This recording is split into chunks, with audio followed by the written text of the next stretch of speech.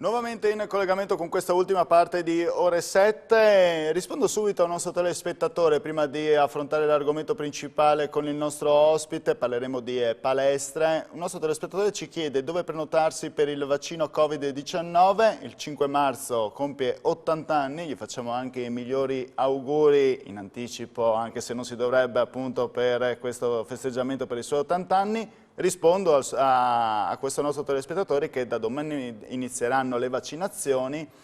e si potranno prenotare nelle farmacie abilitate contattando il CUP e il call center allo 0434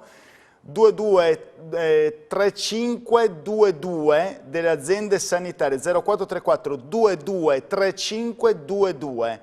Il vaccino non potrà essere prenotato negli studi medici di medicina generale e su questo punto appunto Riccardi, vicegovernatore, ha insistito parecchio e i medici di famiglia mi hanno pregato di chiarirlo perché sono già subissati di chiamate, quindi eccolo qua, ve lo facciamo vedere, ve lo ricordo, prenotarsi nelle farmacie abilitate contattando il CUP e il call center, vedete il numero 0434 223522, speriamo di aver fatto anche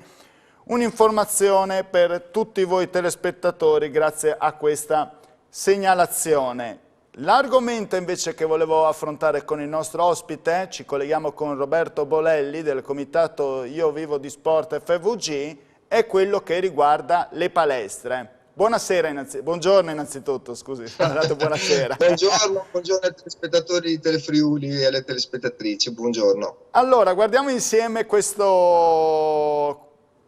immagine che ci viene data dal Corriere, che ha dato in anteprima questa notizia. Il CTS ha dato il via libera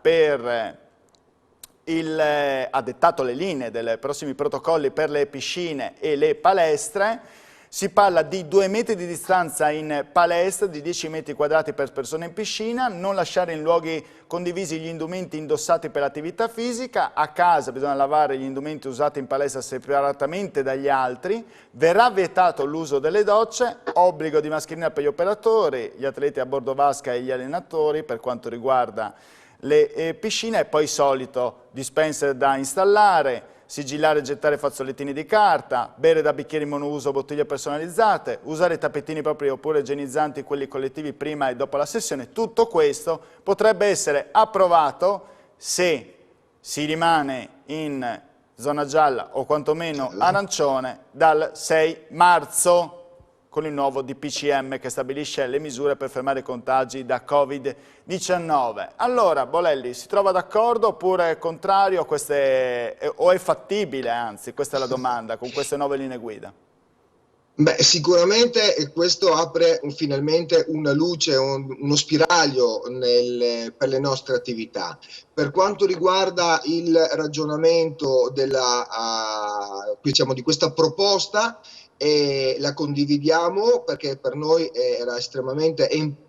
impellente la riapertura, perché ogni giorno che passa ci saranno delle strutture che ahimè non potranno riaprire, perché ogni giorno che passa si accumulano continuamente debiti e quindi questo è di per sé stesso un motivo per il quale è necessaria la riapertura. Per quanto riguarda la proposta fatta dal Comitato Tecnico Scientifico, diciamo che a parte qualche piccolo cambiamento, soprattutto per quanto riguarda le piscine, estendendo dai 7 ai 10 metri quadrati lo spazio, il perimetro entro il quale l'atleta svolgerà le proprie attività, diciamo non ci sono grandi cambiamenti rispetto a quello che già facevamo a suo tempo per l'obbligo dei dispenser, la distanza, eccetera, eccetera. C'è ancora un grande punto interrogativo per quanto riguarda il concetto delle lezioni individuali, sulle quali ancora, diciamo, abbiamo bisogno di chiarimenti. C'è però un aspetto fondamentale, che è quello che a noi preoccupa di più, e cioè il fatto che attualmente il Comitato Tecnico Scientifico si è espresso, ma ci vuole che questa decisione venga poi ratificata a livello ministeriale e non abbiamo né al momento né un ministro della salute, e soprattutto i rumor dicono che addirittura il Ministero dello Sport venga soppresso o venga cooptato in altri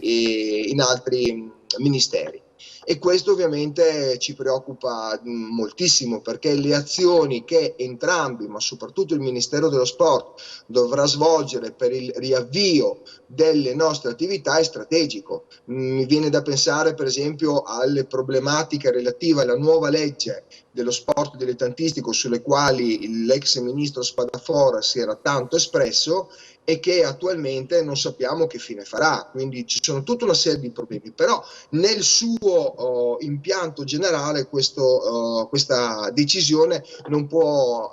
far altro che piacere. C'è un aspetto però da non sottovalutare, e cioè il fatto della sostenibilità che gli impianti diciamo così, potranno avere con queste limitazioni, che ripeto è necessario ricominciare, quindi ben vengano, ma che speriamo nel più breve tempo possibile vengano poi diciamo così ridotte, perché oggettivamente la sostenibilità con queste regole diventa molto molto difficile, e i costi di gestione diventano molto molto elevati. Ecco, io le Chiediamo aggiungo, Bolelli, inoltre solo questo, giusto per dovizia dei dettagli anche nei confronti dei telespettatori: se si è in zona gialla, tipo il Friuli Venezia Giulia adesso, tutte le attività vengono permesse,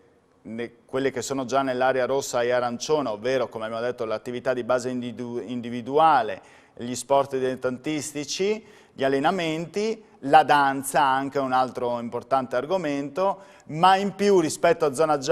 arancione o zona rossa, chi è in zona gialla può anche fare gli allenamenti per gli sport da contatto e di squadra dilettantistico e di base. Volevo solo aprire questa parentesi, scusi se l'ho disturbata, ma solo per dare maggiori dettagli, insomma, di quello che No, sarà. no, assolutamente, assolutamente. E una cosa che noi chiediamo poi tra l'altro è questa, anche in funzione poi magari di quello che potrebbe essere lo sviluppo diciamo della riapertura, è quella diciamo così, di chiedere agli enti preposti poi di venire a controllare queste cose, perché è giusto che chi rispetta queste regole abbia l'opportunità di continuare e di fare il proprio lavoro, e diversamente gli altri che si allineino nella stessa uguale identica maniera, perché se no oggettivamente ci si arriverebbe a trovare in una situazione di non allineamento con le regole da una parte, soprattutto anche nel rispetto di quello che è il lavoro di chi così faticosamente, come gran parte, anzi oserei dire quasi tutti i centri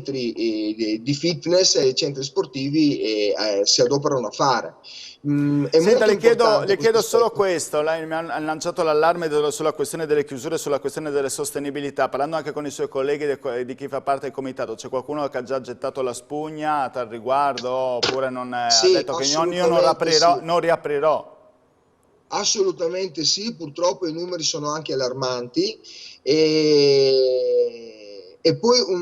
diciamo così, una tipologia in particolar modo di persone che è stata molto diciamo così, sotto pressione sono le partite IVA, cioè quegli istruttori che in maniera anche corretta diciamo così, avevano fatto dell'attività di istruttore proprio una professione a tutti gli effetti. In questo lungo periodo di lockdown non hanno ricevuto un centesimo, e questo è di per sé stesso un errore madornale che è stato fatto dal governo uscente, perché oggettivamente quello che era importante era preservare la professionalità di tutte queste persone che per anni in maniera corretta hanno pagato contributi, hanno lavorato, ripeto, in clima, quindi a questo punto si sono trovati completamente fuori da ogni gioco, e questo tengo a ribadirlo, in maniera molto scorretta, perché si sono venute a creare due categorie, diciamo così, di persone, cosa che da un punto di vista giuridico e sportivo è di per sé stesso sbagliato. Quindi gran parte delle partite IVA hanno avuto dei problemi giganteschi, stiamo parlando degli istruttori, e tantissime strutture, qua a Trieste perché le conosco di più rispetto ad altri settori, si parla già di un 15-20% di centri che non riapriranno, perché oggettivamente noi ci troviamo ad oggi, e con una riapertura possibile, come abbiamo detto, il 6 di marzo, con un anno praticamente di incassi Sì. zero. No, Questo è un dato di fatto che bisogna tener conto. Un anno di lockdown praticamente. Siamo in zona gialla, Sì, ma non è per tutti, soprattutto per voi. Io Bolelli la ringrazio per averci dato anche il vostro tipo di parere, vi facciamo il migliore in bocca al lupo, insomma, per affrontare al meglio questa situazione, nella speranza che il 6 marzo potrebbe diventare una bella data per voi. Grazie. crepi il lupo, e grazie a voi, e grazie soprattutto ai tanti testimonial sportivi che nell'ultimo periodo ci sono stati vicini, con i quali stiamo tentando, diciamo, di ulteriormente dare messaggio al governo per le riaperture, e che quindi Grazie. ci sono vicini. Grazie a Bene. voi, grazie ai telespettatori.